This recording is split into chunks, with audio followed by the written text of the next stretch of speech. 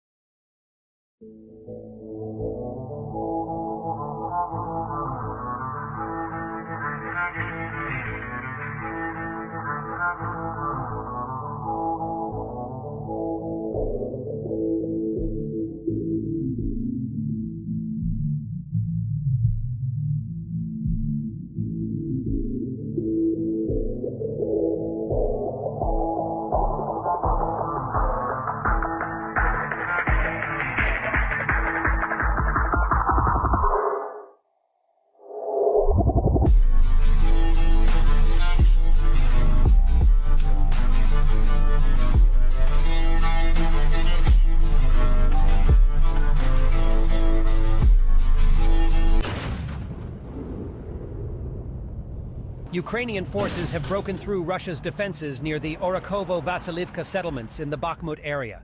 Ukrainian soldiers are already beginning to dig in within the new lines. Within the last 24 hours, in addition, Ukraine has launched 12 air attacks on Russian troop and military vehicle. Russian forces were pushed out from their positions near the village of Orakovo-Vasilivka, lying northwest of Bacmud. Ukrainian troops have achieved partial success in their advance and solidified new positions. According to the General Staff, Ukraine is conducting offensive operations both north and south of the city of Bacmud. Russia is deploying its reserves but suffering heavy losses. The General Staff of Ukraine's Armed Forces spokesperson, Andriy Kovalov, said on July 20th. Over the past day, Ukrainian troops repelled all enemy attacks near Orakovo-Vasilivka, Kryorivka, and Ivanivsky. Russians tried to regain their lost positions near Kurdyumivka but had no success. Russians launched airstrikes near the Donetsk region's Pivnikna. Over 10 settlements were affected by Russian artillery strikes. Earlier, the military reported advances also on Bakhmut's southern flank. Deputy Defense Minister Hanna Maliar said on July 19th that the Ukrainian troops liberated 7 square kilometers in the Bakhmut direction over the past week. Fighting has intensified at multiple points along the 500-kilometer, 930-mile front line. Battles are also raging along the southern front in Zaporizhia, where Ukrainian forces are making minimal gains and coming up against formidable Russian fortifications. The Russians have also been pressuring the Kupiansk and Lyman fronts while focusing their efforts on the Zaporizhia and Kherson fronts to prevent further advance of Ukrainian forces. Hanna Maliar, Ukraine's Deputy Minister of Defense, recently claimed that Kiev's forces had destroyed 6 Russian ammunition depots in the space of 24 hours, a remark that hinted at Ukrainian tactics. In the ongoing war, Ukrainian forces continue to deal significant blows to Russian tanks, with the current counteroffensive potentially hastening the destruction of Russian armored vehicles. The reasons for this one-sided outcome are manifold. The Ukrainian forces' determination and tactical expertise have played a vital role, along with their possession of advanced anti-tank weaponry, rockets, artillery, and armored vehicles. This combination of factors has proven highly effective in countering the Russian tanks.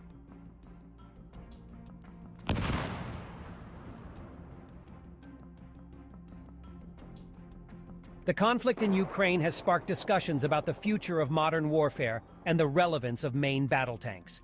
While tanks are unlikely to be completely phased out, their combat utility has come under scrutiny due to the effectiveness of anti-armor weapons and tactics demonstrated in this war. The situation has underscored the importance of employing tanks strategically and using them in combination with other assets for optimal results on the battlefield.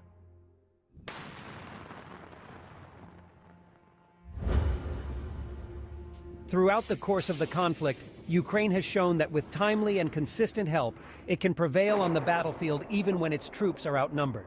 Just as American and British handheld Javelin and N-Law missile systems helped Ukraine halt the advance of Russian tanks around Kiev in the early stages of the invasion, American high-mobility artillery rocket systems known as HIMARS have since changed the face of the conflict and helped Ukraine liberate a significant amount of territory previously occupied by the Russians.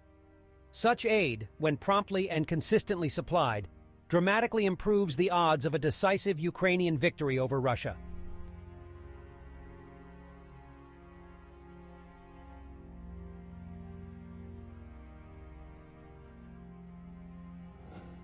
The Ukrainian Defense Forces have gained tactical ground near the city of Bacmud in Donetsk Oblast, although the large concentration of Russian troops in this area of the front line indicates the strategic importance of this town to Russia.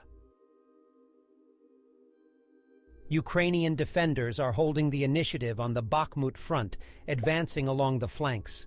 The progress made by the defense forces in June, including reaching the necessary dominant heights, now allows them to exercise fire control. The scorched earth tactics the enemy used earlier are now turning against them. Our troops have had tactical progress. However, the enemy's engagement of such large forces here indicates that this is still a strategic point for them.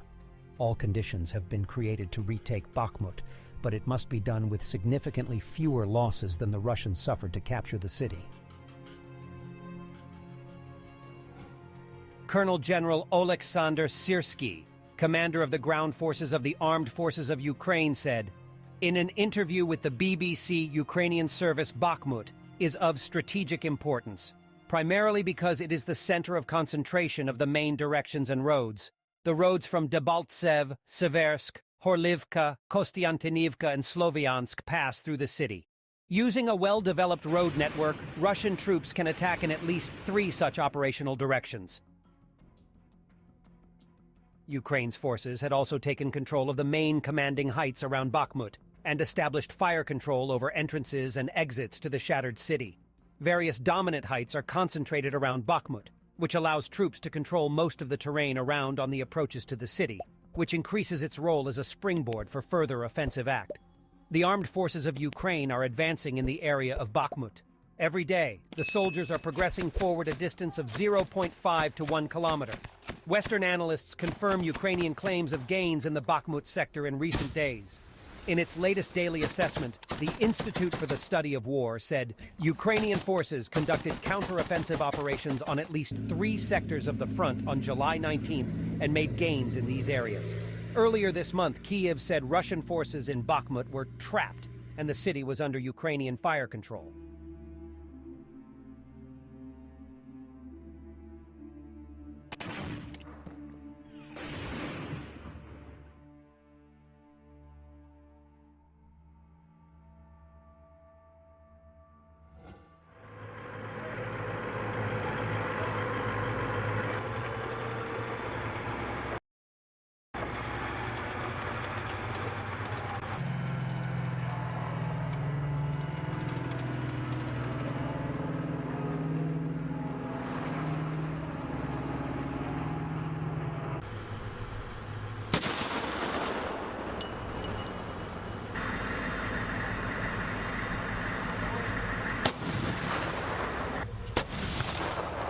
Зараз вже будемо виїжджати ось минута на минуту. Мені треба теж людей не головне позивати. Збирайте екіпіровку, шмотки. Зараз будуть виїжджати. Хай потерпіть.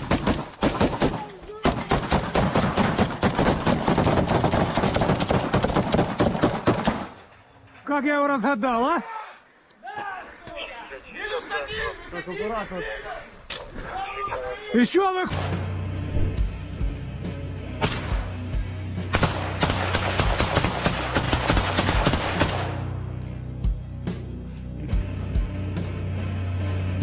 Один готовый.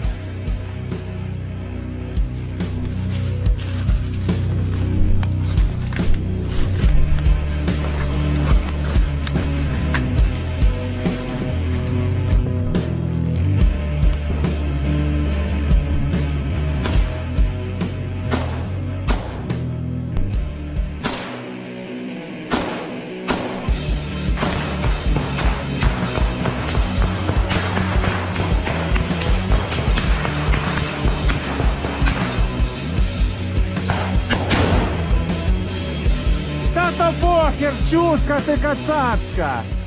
Насрати, давай виходь!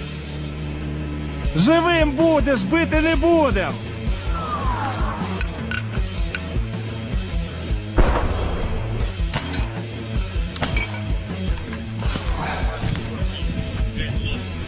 Зайчику! Вилазь!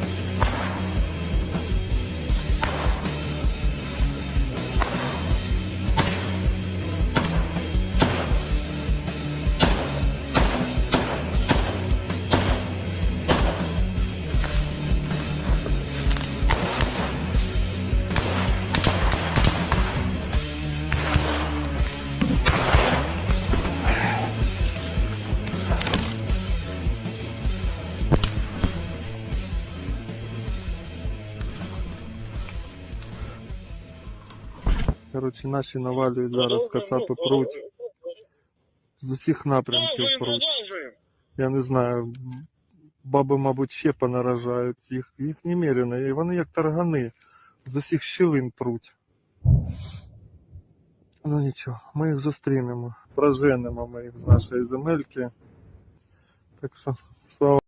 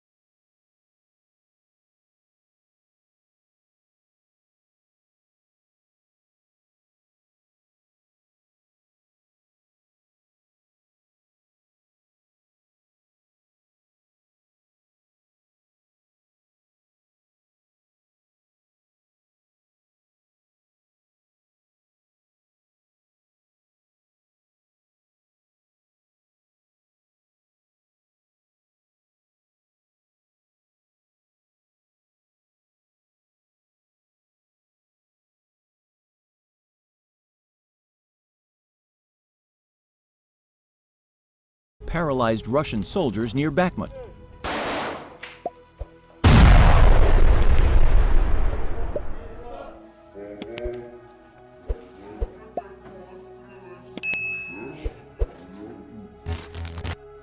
Some of Ukraine's most elite special forces now operate slightly further back from the front lines, with virtual reality goggles providing the drone's eye view.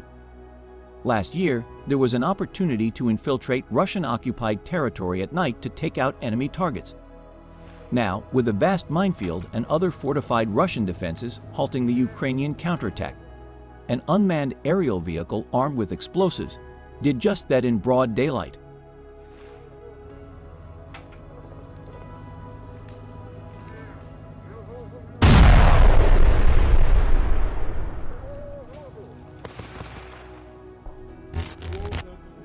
On the outskirts of Kiev, troops are in training to spearhead Ukraine's efforts to modernize its tactical response on the front lines of the war with Russia through a significant expansion of its drone fleet. The Ukrainian military does not have an official drone unit, but the use of unmanned aerial vehicles, or UAV, has allowed Kyiv to conduct reconnaissance along its 2,470-kilometer front, locate Russian troops and equipment, and direct artillery from a distance. Last month, a team of 3 manually directed the drones to attack a cluster of tower-mounted antennas in Poloy, a town occupied by Russian troops in Ukraine's Zaporizhzhia region. Russia used electronic warfare systems to undermine the work of Ukrainian satellite-guided rockets. The drone, made of a styrofoam-like material and costing $1,500, crashed into one of the antennas, exploding on contact. With Russia's jamming capabilities suddenly disrupted, Ukraine destroyed the tower with a strike from a US-supplied high-mobility artillery rocket system, or HIMARS. The missile hit the structure with the precision the Ukrainians relied on in their 17-month struggle to keep the Russians out. But if the drone doesn't deactivate one of the antennas first, the HIMARS rocket may miss.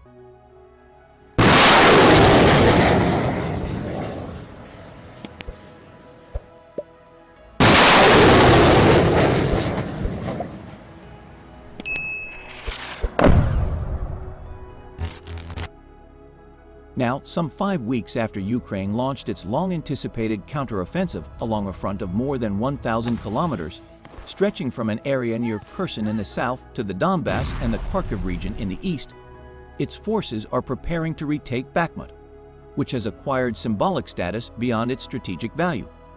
Following a month-long lull in fighting in this area, Ukrainian troops advanced to the north and south of the city, hoping to outflank it and prevent it from engaging in street fighting that could bring them heavy losses.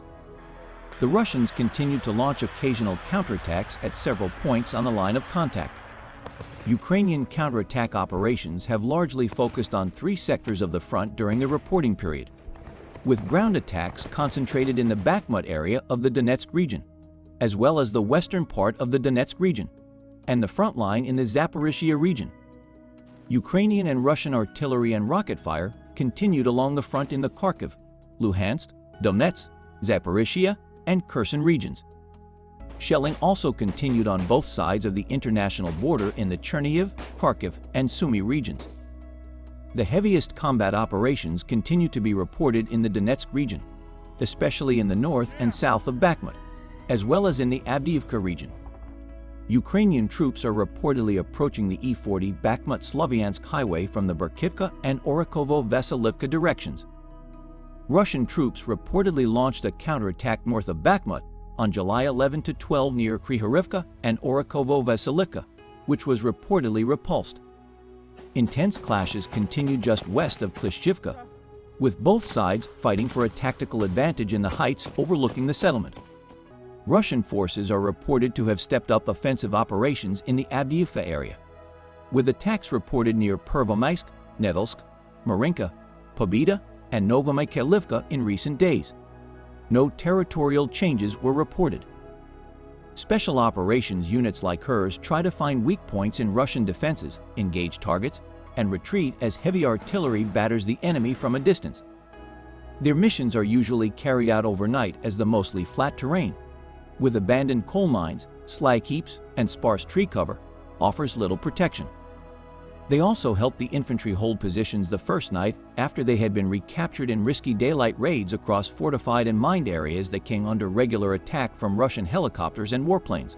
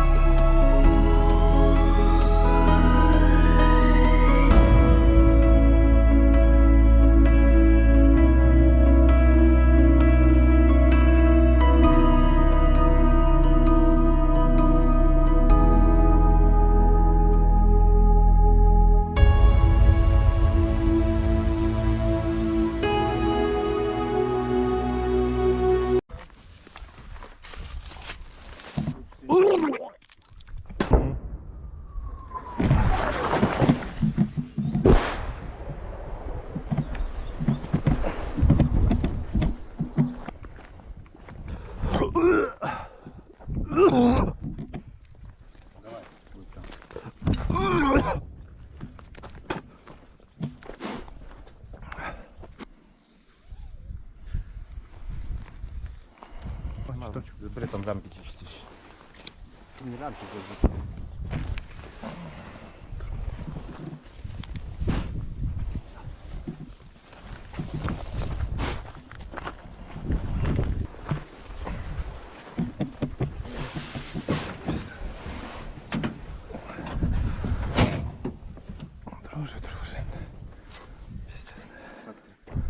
А? Блядь, вот.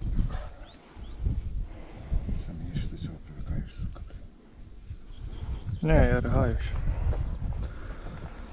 От.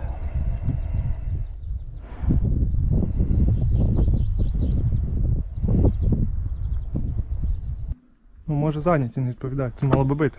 А з ким немає звісно? Тільки між нами. Ні, я маю на увазі, що може щось там роблять тихо.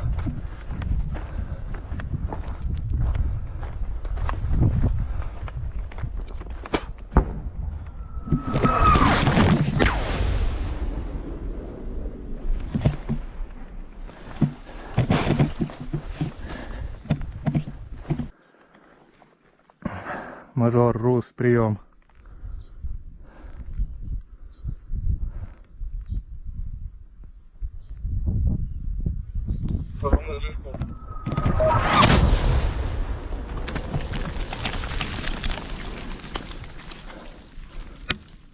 Давай уйобуємо, бо по нас пристрільно стріляють. Як прийняв? Витягуємося назад, друже. Це дрон коригує. Хлопці, ви як? Нормально? Вузол. Заєбісь, ми витягуємося, як прийняв. Плюс.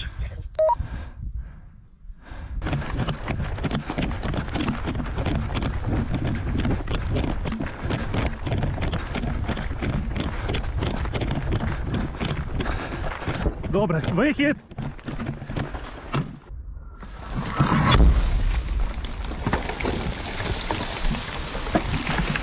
Цілий? Хуєвий вроді. Да. Треба уйобувати. Давай. Добре?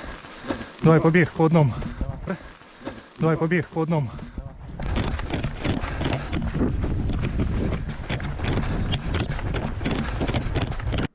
Друже, рухаємося. Чекай. Коли ми нерухомі, йому тяжко побачити нас. Тепер побігли. Давай, поїхали.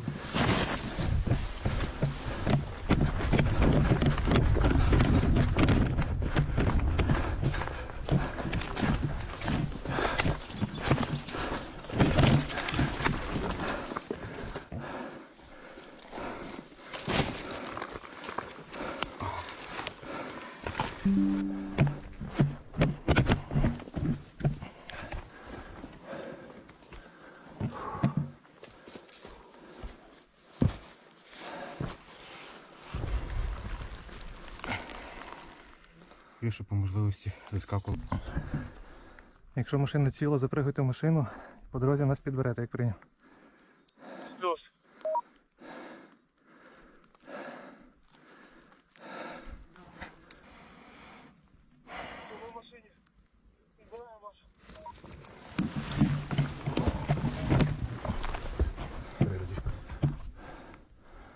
Плюс, ми готові.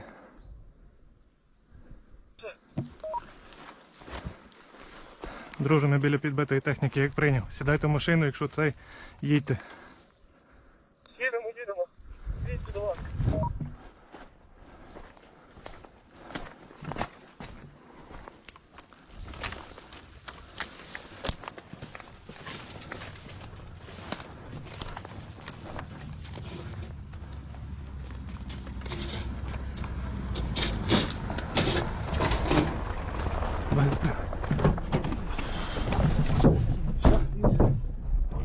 Що, раз тут не спішить. Єбать, да, добре кинули, курва. Єбать. Ну, бля. А що по речах? Нема нікуди. Все, раз зробили. Єбать, серйозно? Кулемет.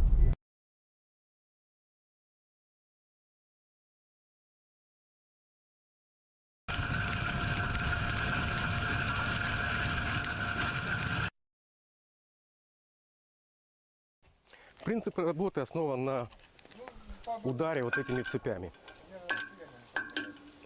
При вращении удар о землю развивается где-то порядка 1000 килограмм. То есть сработает любая мина, противопехотная, противотанковая мина. У нас есть вариант, вместо цепей можно поставить ножи, которые перепахивают почву.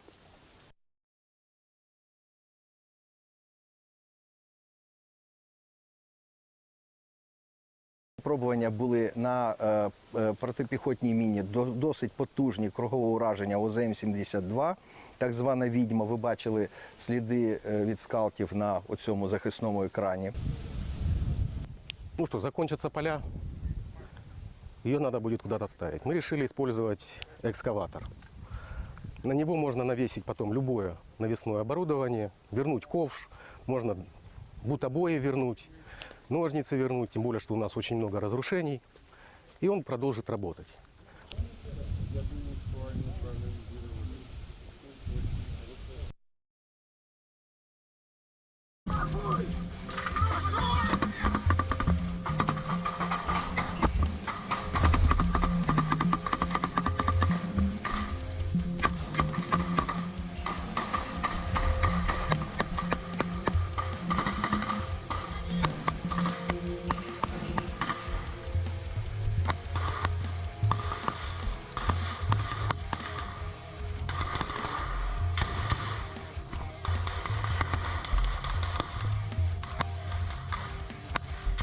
Дальше рухайтесь. Пацаны, левее и рук. Левее и рук. Двойками идем, давайте. Там можно, блиндажите вернуться.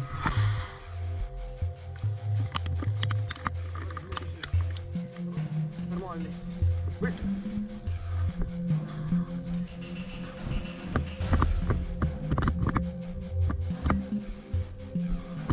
Блиндажи, нахуй. Занимаем, все, плюс.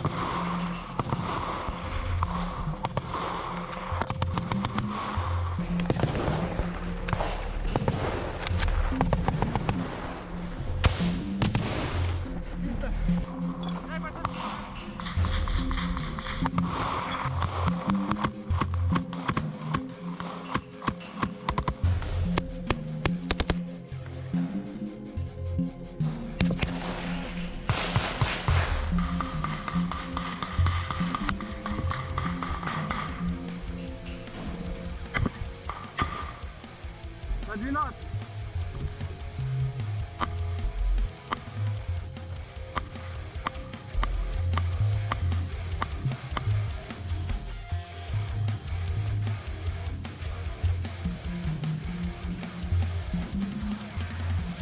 Я начинаю зачищать бенза.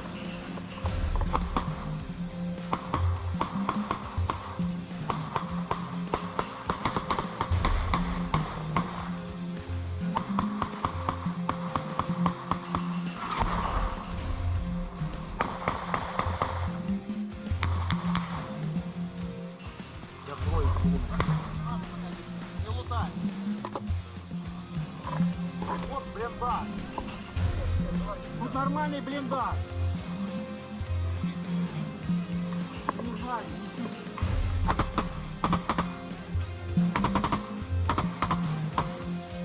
Ой, не шанс. Рюкач, давай, есть что?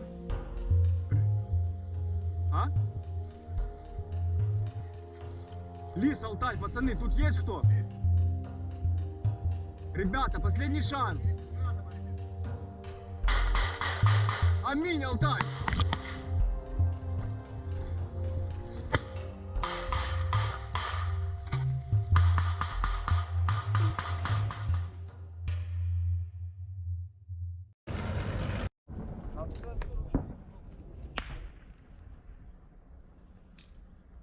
Давай, давай.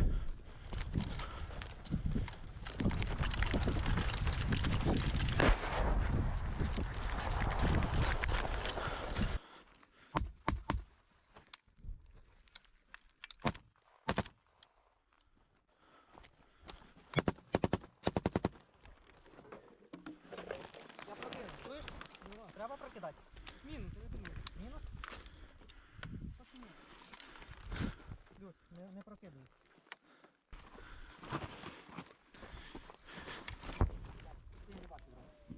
Бля. Дай пожгошу. Ні, чекай. Граната? Да. Ще одну кидай. Оп.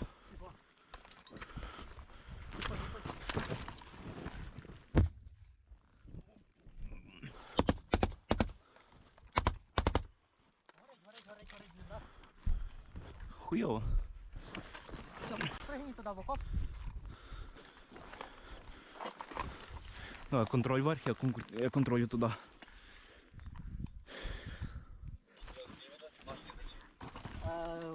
Фонарь.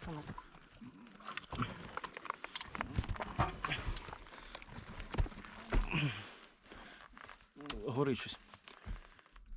О, підар. На нахуй.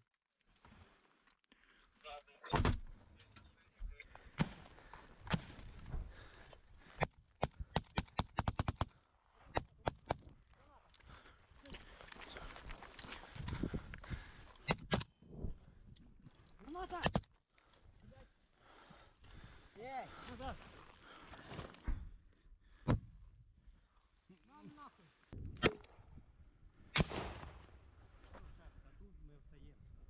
Все?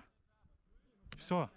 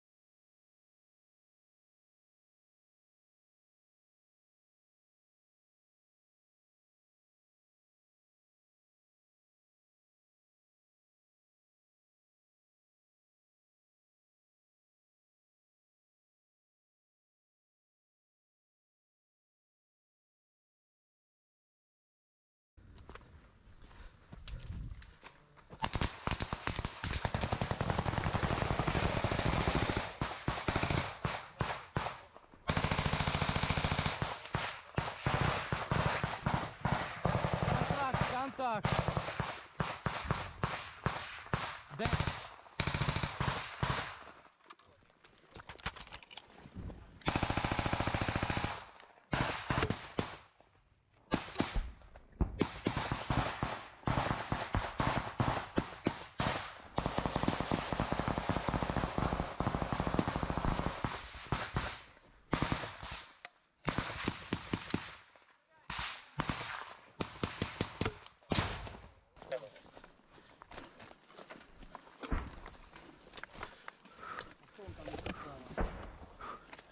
Так. Кіпер, розстав групу по всіх нараз, щоб повністю крили всю посадку. Так, ти, мазафакер. Да, кругова оборона, дивися туди. Хто там стріляє? Так, да. По дорозі стріляють. Барбос. Далі скільки наших ще? Ніскільки. Нахуя ви здесь, скажи мені? Братан, я твоему уже говорил, я вообще в армии не служил. Да. Так что ты здесь делаешь тогда? Потому что я пришел в военкомат за военником, мне 33 года, чтобы устроиться на работу, а эти пидоры меня сунули сюда нахуй. Я даже в армии не служил, блядь. Да У мне меня похуй. 4 детей. Та хоть 10, да.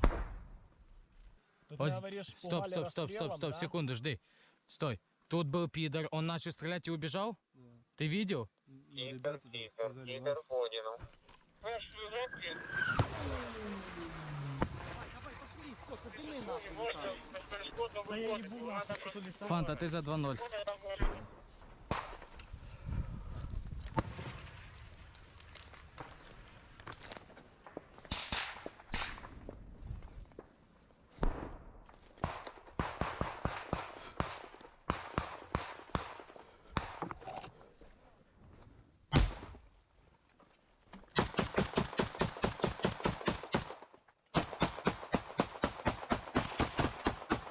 Пусти.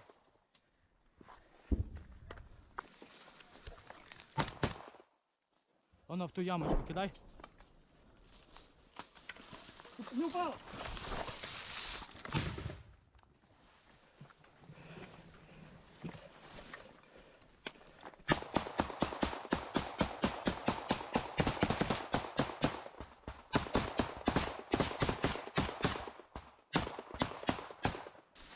Бліндажі і лепка зачищені, як прийняв.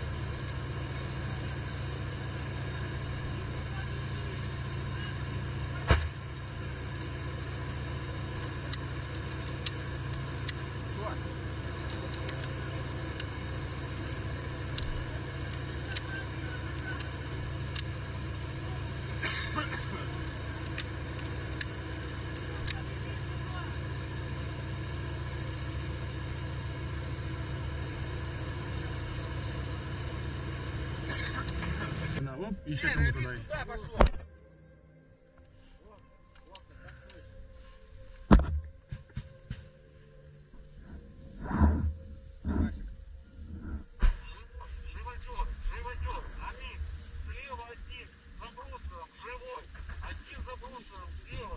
Вали його нахуй! Вали его нахуй! Вали его! Вали его нахуй! Да одиночным же надо было прицельно, ёбаный.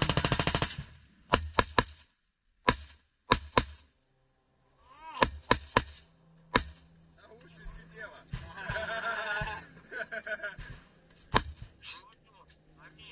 Что там дальше по окопу? Ничего интересного, парень?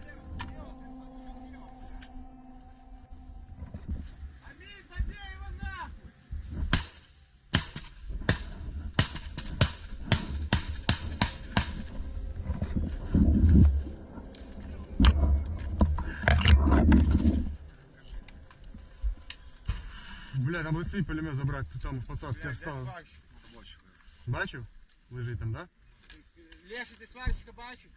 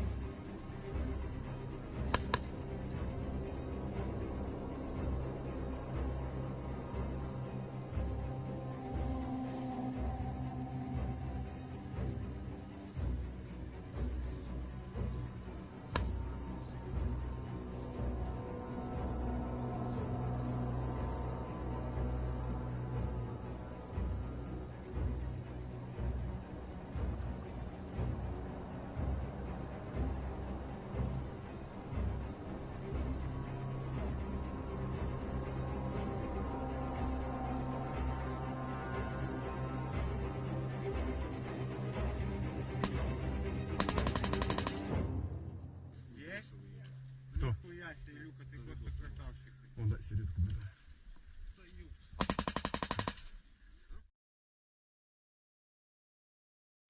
Метрів! Не заплить!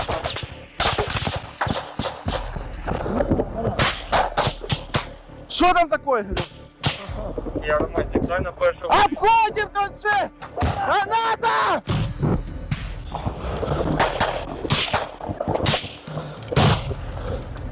Хорош, пошли, обходим тут же! Зараз, закидайте гранати, закидайте їх гранатами. Граната!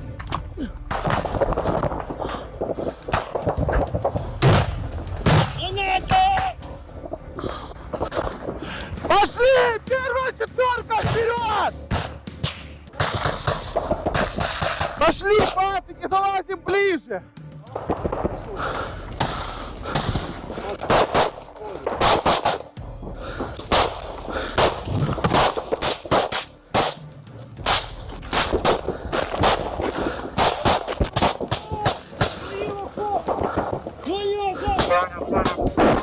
По праву руку там де смешка в тебе буде, і по ліву буде, і по ліву. Плюс, плюс!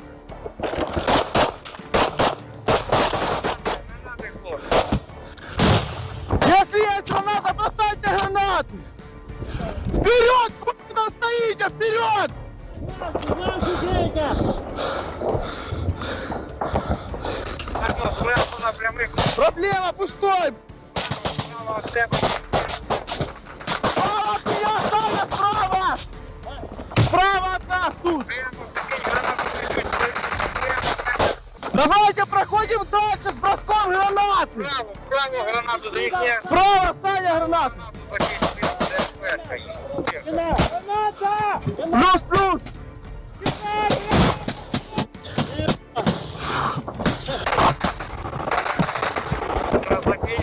Закинь гранату вправо. Ну да, отлично, отлично. Справа, шею бігти. Еще одну справа кидаем, еще одну! Граната! Граната! Да не все ж сразу!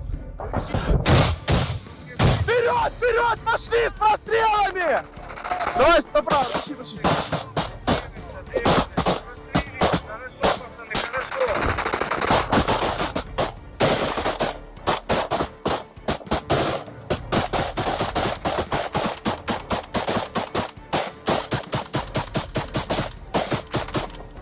Пустой!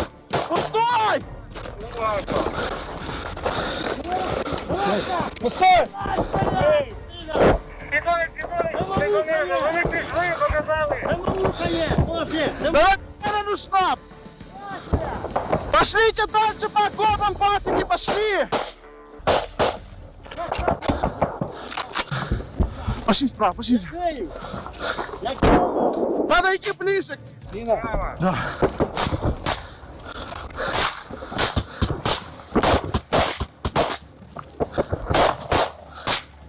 Сзади 466, вышли на дорогу, сзади На дорогу!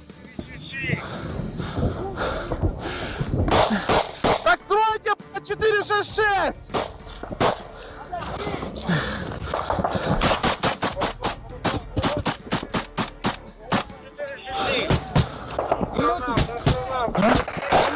Вліво, вліво.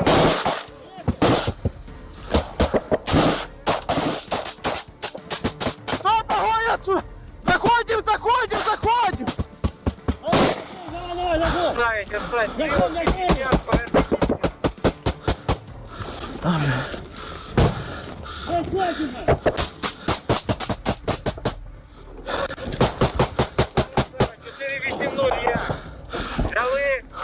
В процессе, в процессе! Стас, заходь, заходь!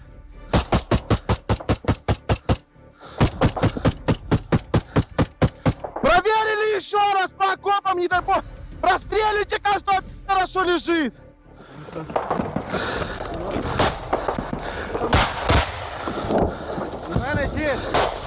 Положите обстановку по каждому окопу! Заебись! Армен, Армен, я Сара, прием. Сара, як 480. Офигительно, наша. Он живой? 466, дай. Армен, Армен, у нас один пивный, как принял прием. Плюс, плюс, светили свои, светили. Плюс, плюс, занял. Сука! Отправляй вак. Гранати заходять, перед Лежи, бля. Давайте, давайте, хлопці, обережно.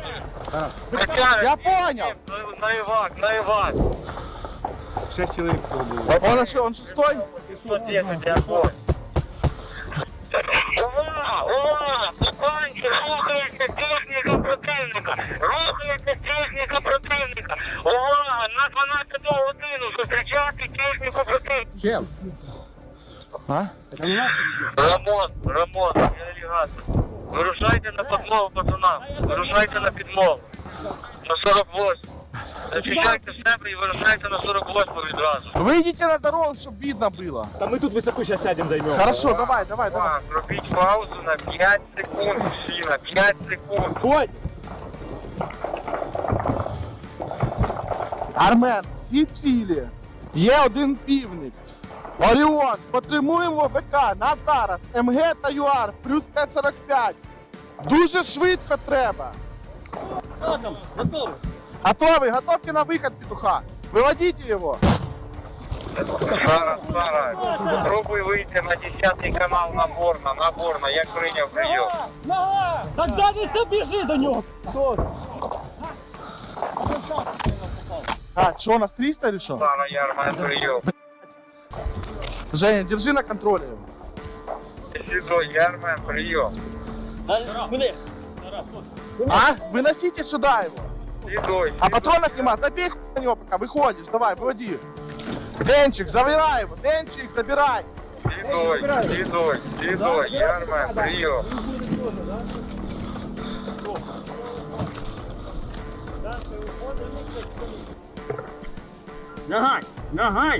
Лягай пока.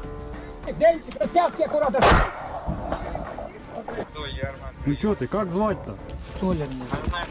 Короче, він обіцяв дати телефон, там пароль, там все. Тільки не давай. Не пройди. Понял, Коля, понял. Откуда сам? С Алтая.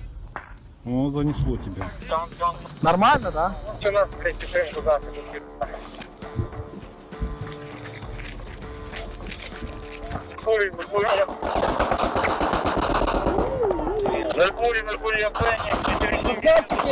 Все молодцы, блядь! Молодцы, блядь! Проверка на разряженность, МГшка. Да, блядь! Нули мы равно. Глянь, ну, блядь. И есть, смотри, какой срач. У пи***сов павры их, всякое. Бля, засранцы. Как так можно жить, а? Да. Борн. Спасибо. Борн. Пацаны, красавчики, ебать, охуенно. Плюс, на комету виходив, вони їх Но в принципе все примерно так и получилось. Так что отрабатывать надо, как ни крути. Да, автомат. АКМа? Конечно. Есть, конечно, хочу, ёшкин кот. Трофей. Максим, ти прийняв, вийдіть, евакуацію на всі. Охуенно, та, АКМС, на в рот. Куди півника, прийом? Да. Магазин открыл. Ага. Півника, зв'язать, і тримати його. Пулемет зарядил, я их отсюда забрал. А? Пулемет Да, отсюда да. не забрал. Трофеи. Похвастайся, колюнчик. То мы отжали у пи***ов. РПГшечка тоже. Муха тоже. Это тоже. Вот, дорогие граждане, россияне, нужно оказывать помощь давно СВО. Вот такие моменты вчера произошли. Вот на такой штуке это все произошло. Вот смотрите. Началось все крахом. 6 человек минус. 1 300. Все на моих глазах вчера произошло. Вот такие вот дела. Так что, вот поэтому просим помощь. Прошу вас, отвлекайтесь от нее. На эту помощь, как можно скорее.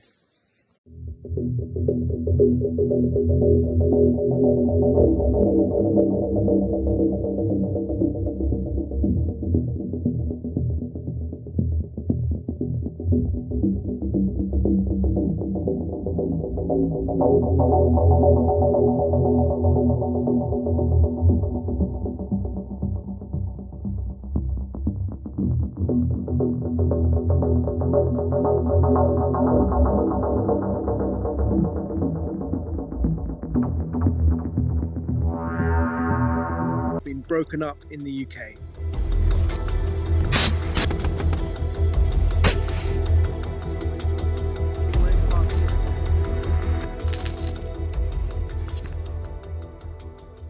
My name is Jerome Starkey. I'm the defense editor for the Sun newspaper, and this is your weekly roundup of the most important news from the war in Ukraine. We'll start by talking about the spy games, because there's been a lot happening on the espionage front. Now, this is far behind the front lines. It's not even in Ukraine. It's happening in the UK, and it's happening in Moscow, and it's happening in Poland. In the UK, a suspected Russian spy ring comprising 5 Bulgarian nationals has been disrupted by a combination of MI5 and counter-espionage police. 5 Bulgarian nationals were arrested under the Official Secrets Act as part of a major national security investigation. 3 of them have subsequently been charged under the Identity Act for holding what appear to be false identity documents, passports, press cards with intent to do harm. Now, these nationals have been living in the UK for a long period of time, up to possibly even more than 10 years, leading what appeared to be, to all intents, very normal, boring suburban lives. We understand one of them had even baked a cake for her neighbours. Some of them had been involved in helping fellow Bulgarians to settle in the UK. Now, as yet, these charges are very much unproven. They haven't gone to court. But this will be a concern for Russia. If this is indeed what it appears to be, if this is indeed a Russian spy ring, then the concern for the Kremlin will be twofold. One is, how was this group compromised? How did Western intelligence agencies, MI5 and British police, get wind of this operation?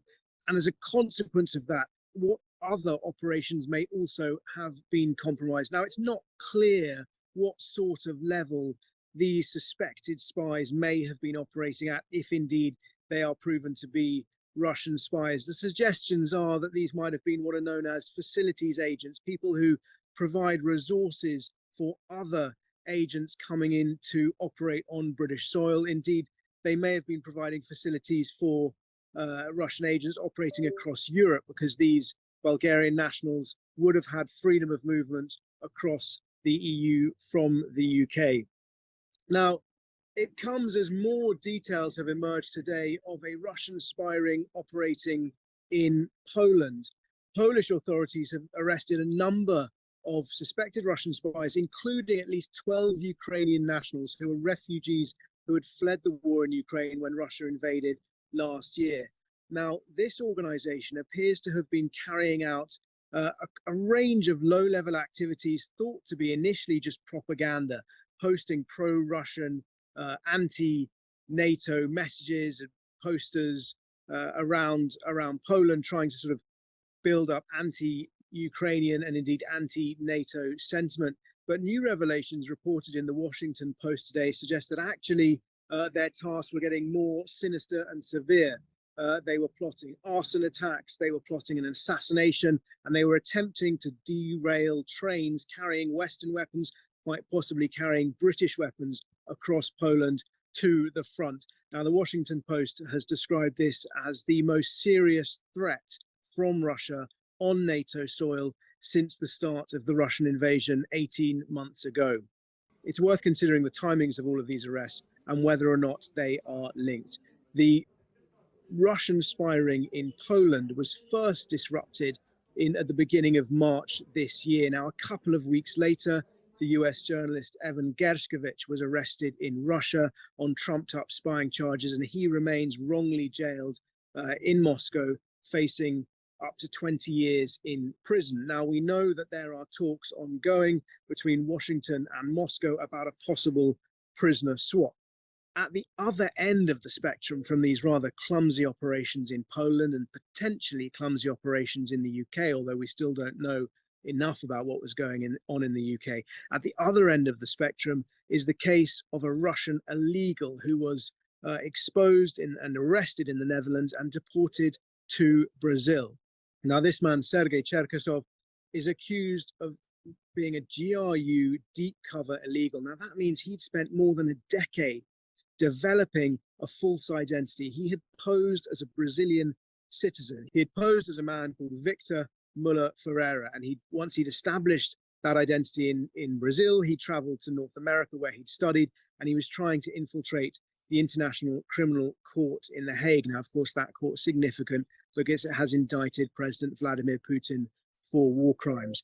It is fair to say that a man like Viktor Cherkasov is at the opposite end of the scale. He is one of Russia's most valued spies in the sense that it's taken him a lot of effort, it's taken them a lot of resource to develop his cover to try and give him the freedom of movement to carry out the operations he was attempting. Away from espionage and back in the war, America, the White House has, we understand, given the green light for Denmark and the Netherlands to export their F-16 fighter jets to Ukraine. Now, this is significant because these are American jets, and any country that operates them cannot re-export them to a third country without America's approval. Now, that approval is absolutely key. These countries had already expressed a willingness to send their fighter jets to Ukraine, but they couldn't do it without American permission. Ukraine has said that F-16 fighter jets will be absolutely key to its success on the battlefield. So this is good news for Ukraine, but of course should be tempered with the fact it may take many months, even up to a year, before these fighter jets arrive. Ukrainian pilots are already in the process of beginning their training, but that will continue to take time. So this is going to be a slow process for Ukraine. In the rest of the counteroffensive, Moscow woke up today to yet another drone attack on the capital, and an oil depot in the Russian port of Novorossiysk is this afternoon ablaze. While the cause of that blaze is not yet known, it would appear to fit into the pattern of Ukrainian attacks against Russian logistics.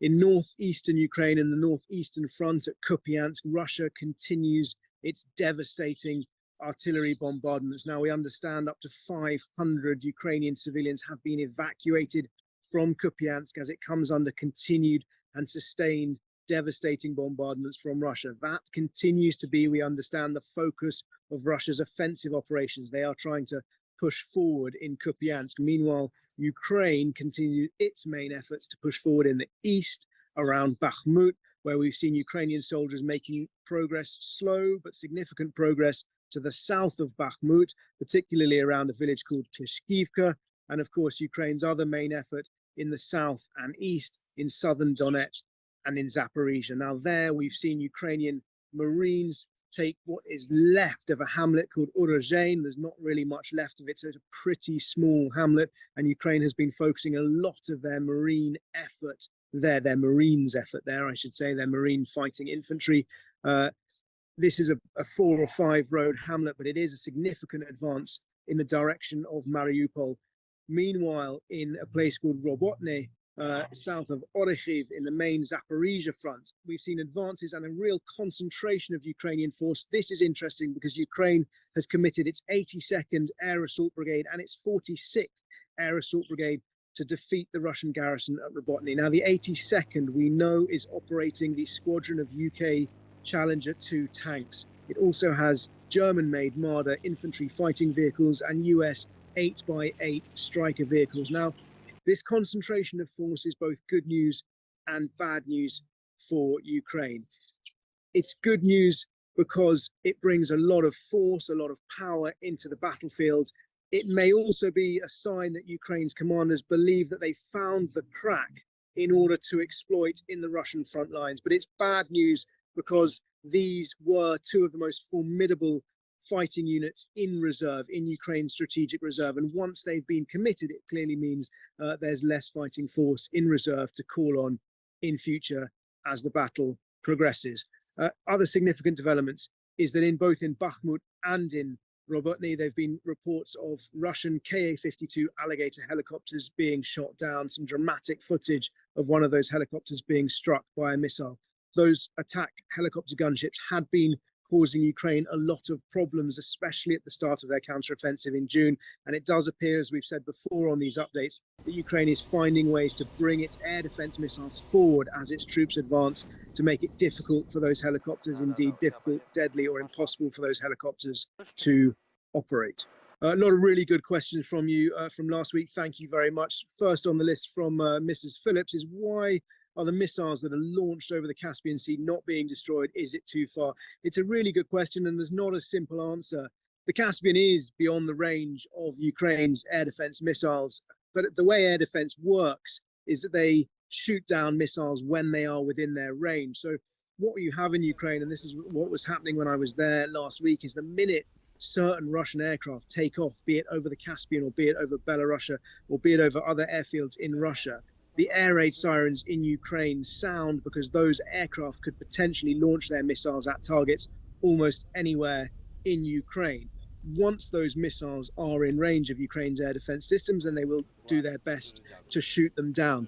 Different missiles have different capabilities. Ukraine has been open about the fact that some Russian missiles, particularly the Kinzhal dagger that was known as the hypersonic, that Putin had boasted, the unstoppable missile. Ukraine had been clear some of those were very difficult to defeat, but the arrival of the US Patriot air defense systems has meant that even the Kinzhal missiles can be shot down. But Ukraine are repeatedly saying it doesn't have enough air defense, it wants more, because it can't have all of the air defense capability in all of the regions that are under threat. So that is why some missiles and some Shahed drones continue to get through. Dan San Pedro asking whether, given that the Dnipro River has dropped so much because of the destruction of the Novokhovka Dam, if it were to freeze in the winter, do we think that Ukrainian heavy armor may be able to cross an assault onto the left bank? It's a very good question. Clearly that will depend on weather conditions, and while it could well be possible, an important thing to note about any kind of advantage from the river levels dropping is, of course, that advantage will be open to both sides to try and traverse the land. We know that at the moment Ukrainian forces have made gains onto the left bank of the river around Kherson, particularly upstream of Kherson. Russian officials have been talking about that just today. The challenge the Ukrainians have faced is that whilst they've been crossing in small teams on small boats, they haven't been able to bring heavy armor with them. That could change in the winter, but of course, if it does, and also if the grounds, those marshy, mosquito-ridden islands, if the ground there freezes, that will make it easier to operate, but it will make it easier for both sides. Carl Williams asking, do I think it was a sea drone that hit the Kerch Bridge the first time it was struck? Of course, that was at the end of last year. It's a good question, and we know that Ukraine has publicized the fact that it's been using sea drones. It's revealed the footage, it's published the footage of these drones striking ships. It's talked about a drone called the Sea Baby. Now, when the first strike on the Kerch Bridge took place, you may remember there was very dramatic footage from a CCTV camera showing a lorry driving over the bridge that suddenly appeared to erupt in a fireball, suggesting that perhaps it was a truck bomb. But straight away, there were demolition experts suggesting that the shape and structure of the damage to the bridge, it damaged the road bridge and it set the adjacent railway bridge afire. People suggesting that the nature of that damage would have been very hard to cause with a truck bomb, and you may well have needed explosives underneath. I don't claim to be expert enough to be certain. I think clearly it's possible. It appears also, though, that these maritime drones have developed both in capability and accuracy over the course of the war. So we may, the full details of how that bridge was damaged in that first strike, may take time to come out. And the final couple of questions: can Ukrainians find a way to get through minefields, and will they find a way to get behind the Russian lines? Well, these are absolutely priorities number 1 and number 2 for the counteroffensive. We've been told that in some places there are 3 to 5 mines in every square meter. That is thousands and thousands, possibly millions of mines across the front line. These range from large anti-tank mines to smaller anti-personnel mines to much smaller butterfly mines, all of which can do significant damage to individuals and heavy vehicles as they try to advance. So clearing those mines has been a priority. We know Ukraine is looking at a number of different tactics. That includes clearing by hand, that includes clearing by demolition. They're trying to create the paths to get into battle. The challenge with that, of course, is that these minefields are well marked and well known to the Russians, and they're coming under intense artillery fire. Objective number 2 is that once, if and when Ukraine can breach the Russian front lines, then there is uncertainty as to how much strength and depth they will find behind that initial line. And so what their hope would be is to find a crack, to punch a hole, and then to pour through it and to disrupt the Russians from behind that front line, where they would hope to meet less resistance and be able to cause spread panic and chaos and have more success at a lower cost in terms of their own losses and lives on the Ukrainian side. Thank you very much for watching. We'll be coming back with the next episode in 2 weeks' time. If you have any questions, then please do ask them in the comments below this video, and we will do our best to answer them.